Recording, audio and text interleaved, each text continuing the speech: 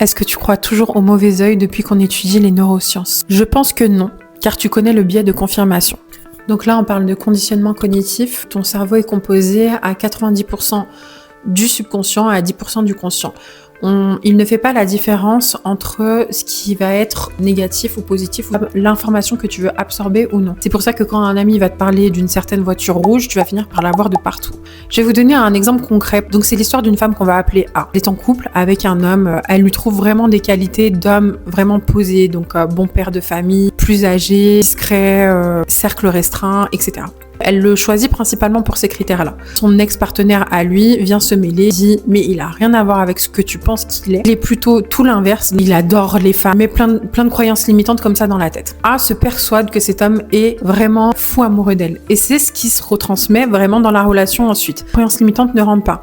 Sauf que l'ex commence à la piquer une fois, deux fois, trois fois. A commence à exposer son couple. Il l'expose par ego, chose qu'il ne faut pas faire.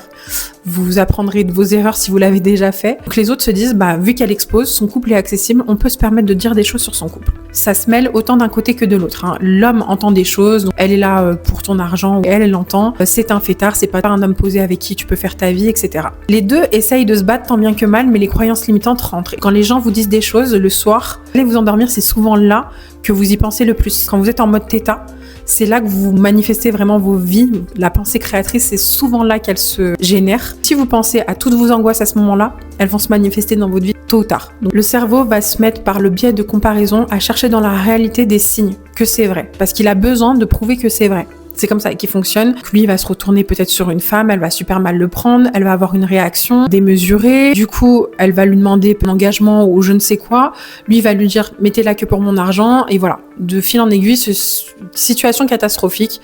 Les deux se séparent. Lui, il reste totalement buté parce que lui, du coup, il s'est entouré de personnes qui ont qu'un discours négatif vis-à-vis d'elle. Donc, elle va commencer à reprendre sa vie en main, elle va sortir, elle va se retrouver avec la sœur de l'ex qu'il avait prévenu au départ. La sœur de l'ex lui dit « Tu as vu, on t'avait prévenu qu'il était comme ça. » Elle lui dit « Regarde, on s'est abonné à tous les comptes de femmes qu'il suit et il like les photos de chacune d'entre elles. » C'était pas des filles phénoménales. Donc ça veut dire qu'il était vraiment, on va dire, en situation désespérée de montrer qu'il existe.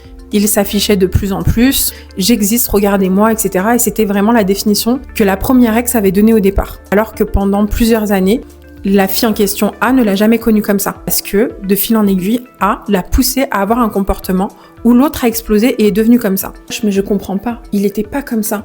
Les autres vont répondre, mais tu as trop exposé ton couple, ma chérie. C'est à cause de ça, le mauvais œil. Non, les jaloux ont réussi à donner l'information qui est entrée dans ton subconscient et que tu as manifesté avec ta pensée.